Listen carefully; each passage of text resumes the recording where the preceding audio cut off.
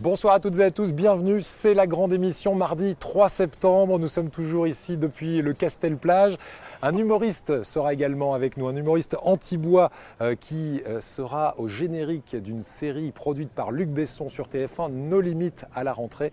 Il sera là pour nous parler de ses nouveaux projets.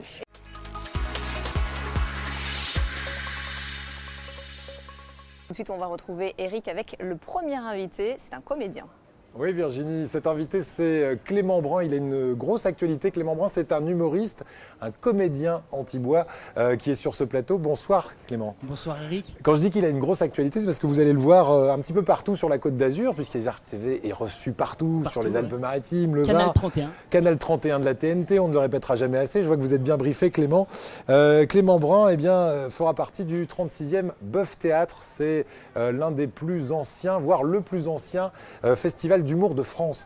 Clément, vous serez le 28 septembre, salle polyvalente d'Opio, et puis le 5 octobre à Valoris. Ouais. Et le 5 octobre à Valoris, en plus, il y aura la captation de votre DVD. Donc si vous avez envie, vous, public, de venir encourager notre anti-bois, eh bien allez-y. Le spectacle s'appelle « Retenez bien ma tête, demain, je serai chômeur ».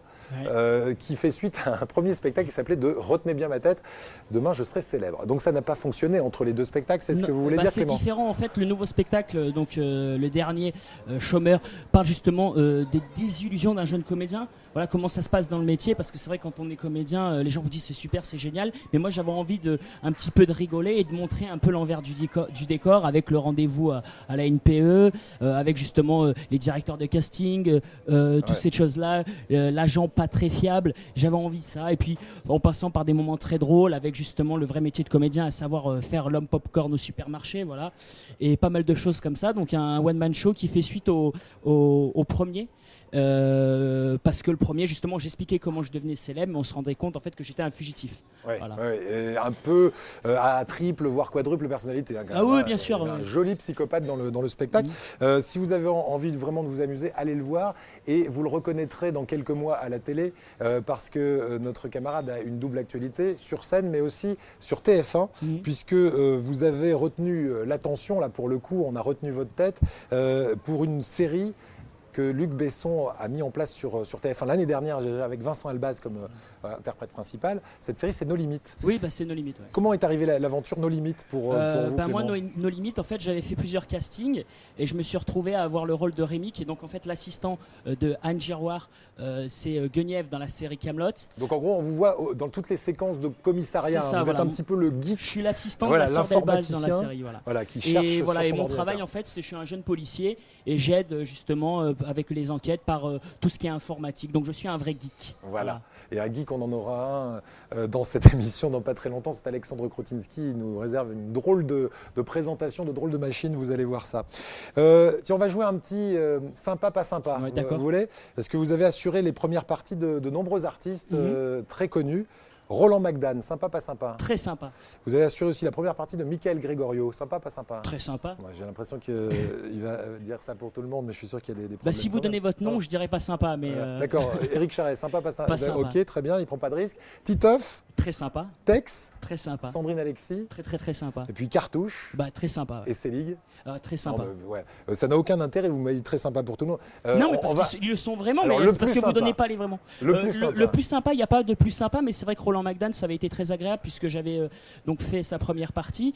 Et c'est vrai que j'avais eu 3 rappels ce soir-là, donc j'avais eu beaucoup de chance. Et j'avais entendu un petit merci. Et en fait, je ne savais pas que c'était lui. Et j'avais dit merci. Et quand j'ai su que c'était lui qui en fait avait vu tout mon spectacle, j'étais un peu gêné. Je dis merci beaucoup. Donc ça a été très agréable. Et à chaque fois, les premières parties, on est très bien accueillis.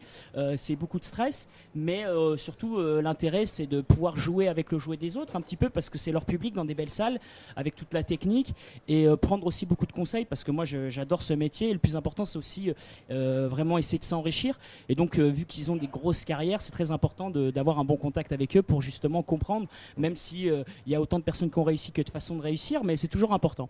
Vous parlez toujours aussi vite? Je parle très vite. Ah, c'est une mitraille. Je parle très vite. Vous prenez pas les pieds dans le tapis. Il y a le garçon là qui donne le timing, donc j'ai très peur à chaque fois. Donc voilà. Bon, Clément, restez bien avec nous. On disait que vous étiez geek un peu dans la série No Limites avec Vincent Elbaz, le geek de l'équipe. Je vous en ai parlé aussi un petit peu tout à l'heure. Le voici, il arrive aux côtés de Virginie Decorte. C'est Alexandre Krotynski. Il est là. Oui, c'est l'heure de parler, vous l'avez compris, nouvelle technologie. Bonsoir Alexandre. Bonsoir. Bonsoir. Alors on parle ce soir d'un drone qui permet de faire des images aériennes avec son smartphone. Rien que ça.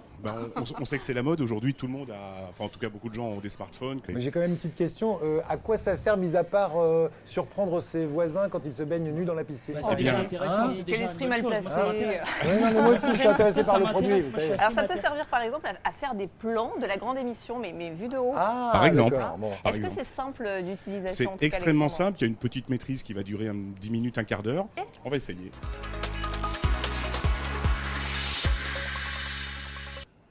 Waouh! Alors au niveau... Voilà, ça c'est fait. Alors Alexandre. Donc, je ne suis pas encore un pro du quadricoptère. Il y a des cours, j'imagine. Il y a des cours, il faut une quinzaine de minutes, mais c'est vrai que ça permet de pouvoir enregistrer l'image en fait qu'il est en train de faire. D'ailleurs, puisqu'il est protégé, les hélices sont protégées quand on est en système interne, et pouvoir également l'envoyer en l'air. Voilà, ça amuse beaucoup. Éric Charret qui est bien sûr. Ça marche bien, voilà, ça marche. Non, mais c'est qu'il y a un petit peu de vent aujourd'hui, c'est pour ça. Oui. Alors en tout cas, ça coûte combien? Est-ce que c'est accessible? Oui, il faut compter quand même 250 à 300 euros. Pour une version de ce type-là, qui est capable de faire à la fois l'intérieur, à la fois l'extérieur, et de pouvoir justement aller voir les appartements comme tu disais. Sachant quand même qu'il faut signaler une chose. Ensuite, on retrouve Éric avec son invité. Moi, ça me donne plein d'idées, ce genre d'appareil. Pas vous, Clément? Si, moi aussi beaucoup. Ça m'intéresse justement pour zioter ma voisine, ça m'intéresse. Oui. Donc, je suis très intéressé. Surtout qu'il y a des grandes fenêtres au niveau de la salle de bain. Mais il y a une protection visiblement, donc on peut rentrer dans les appartements, ça peut être sympa. Ça. Très bien. Bon, en tout cas, ça nous a donné des idées. On va continuer à parler avec ce jeune homme qui a un CV comme ça alors qu'il est très jeune. Ouais. Quel âge, Clément? J'ai 27 ans. 27 ans, humoriste antibois. Il sera donc sur TF1 dans Nos Limites aux côtés de Vincent Elbaz très prochainement. Ce sera d'ici 2 mois. Oui, peut-être un peu plus parce que là il y a plus d'épisodes sur cette saison. Là il y en a 8, donc ça sera un peu plus tard je pense. J'ai pas, pour être franc, j'ai pas du tout. On n'a pas encore les dates exactes. J'ai pas du tout les horaires de diffusion, j'ai juste la chaîne. L'ambiance de tournage, c'est quoi? C'est fabuleux, c'est magique. C'est super d'être là-dessus, d'être justement, de pouvoir côtoyer des grands noms du cinéma et de la télévision française. Et c'est fabuleux d'être justement avec Vincent Elbaz, de pouvoir côtoyer Bernard Destouche, avec qui il joue justement, qui est on va dire mon supérieur dans la série, avec Anne aussi. Donc non, c'est une très bonne ambiance et c'est fabuleux, quoi. Ouais, il a les yeux qui brillent quand il dit ça. Non, ça se voit. Ouais. Bon. On vous verra aussi dans un court-métrage. C'est ça. Et là, vous êtes entouré de vedettes, mais c'est vous la vedette du court-métrage, c'est vous le personnage principal. Vedette, je sais pas, mais rôle principal, oui, c'est moi. Ça s'appelle Retenez bien ma gueule. Alors c'est d'après vos spectacles? C'est d'après le premier en fait. Ouais. C'était une adaptation donc en court-métrage. Du premier one-man show qui était donc Retenez bien ma tête, demain je serai célèbre. Et là le court-métrage s'appelle Retenez bien ma gueule. J'ai le rôle principal et j'ai la chance de pouvoir donner la réplique à Georges Lautner, célèbre réalisateur qui a pratiquement réalisé tous les films de Bébel. De Belmondo, oui, sont de grands copains tous les deux. Avec Daniel Russo aussi, grand monsieur du cinéma français de la télévision, donc je lui donne la réplique. Il y a Séverine Ferrer, qui était sur Fan 2 à l'époque. Oui. On a tous regardé son émission. On a une photo là de ce court-métrage. On reconnaît aussi un monsieur avec un visage, on va le dire, un visage ingrat, mais c'est pour ça, c'est une gueule du cinéma, c'est Michel Crémadès quand même. C'est Michel Crémadès, c'est un grand monsieur. C'est-à-dire effectivement, il est extrêmement connu, il est extrêmement populaire, il est très apprécié du public, ça j'ai pu m'en rendre compte. Et c'est vrai que d'être avec des grands noms comme ça, c'est très important parce qu'on apprend énormément. Et puis en plus, là, j'ai été vraiment chouchouté, choyé. Et j'en suis très content. C'est vrai qu'à la base, c'est la production qui m'avait proposé en disant qu'ils aimaient bien mon titre et qu'ils voulaient faire une adaptation.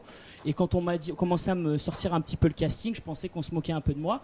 Et en fait, c'était pas le cas. Donc c'est génial. Et ça sera donc diffusé en janvier 2014 dans le cadre du festival Festival War, qui est un grand festival donc à la montagne en Savoie, si je me trompe pas, qui sera diffusé en janvier 2014. Et c'est un gros festival de court-métrage. Pour avoir les infos, le Facebook de Clément Brun. Oui, mon site internet clémentbrun.fr, voilà. Ou sinon mon Facebook Clément Brun, on me trouve, on m'ajoute, il n'y a pas de problème. Il est très bien équipé. Il nous reste quelques secondes, juste une toute petite anecdote sur parce qu'il me l'a raconté tout à l'heure, ça me fait rire, sur le tournage de Nos Limites. Alors Nos Limites, oui, effectivement, donc c'était pendant, j'allais tourner une de mes scène et il y avait donc ce qu'on appelle une table régie, c'est-à-dire une table avec à manger des croissants, du café.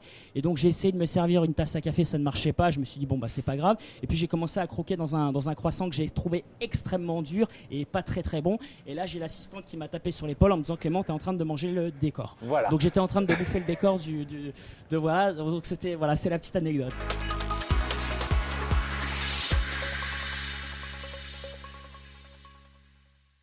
Ça se mange vraiment, mais c'est vrai que ça pourrait ressembler à un décor. Vous avez bien travaillé, David, depuis tout à l'heure. Merci beaucoup. Surtout que c'est une cuisine super équipée et que c'était très facile. Oui, je vois ça. Non, mais vous êtes très ingénieux, c'est ça aussi la grande émission. Alors, qu'est-ce qu'il y a? On a parlé des tomates. Bon, alors... Voilà, si vous voulez, vous avez aussi, si vous coupez des morceaux, vous avez des petits couteaux sur le côté. Moi, je prends juste la feuille de basilic. Ah, ouais. C'est pour la laine. Oui, c'est pour le goût tomate. La petite chantilly de burrata. On va vous laisser finir de manger. En tout cas, merci beaucoup Clément, merci David. Merci à vous. On se retrouve demain ici à Castelplage. Même endroit, à même heure. partir de 18h30. Oui, ça c'est pour l'heure officielle et puis on se retrouve également dans la nuit, le matin, etc. C'est Azur TV, la vitrine de la Côte d'Azur. C'est ici. À demain. À demain.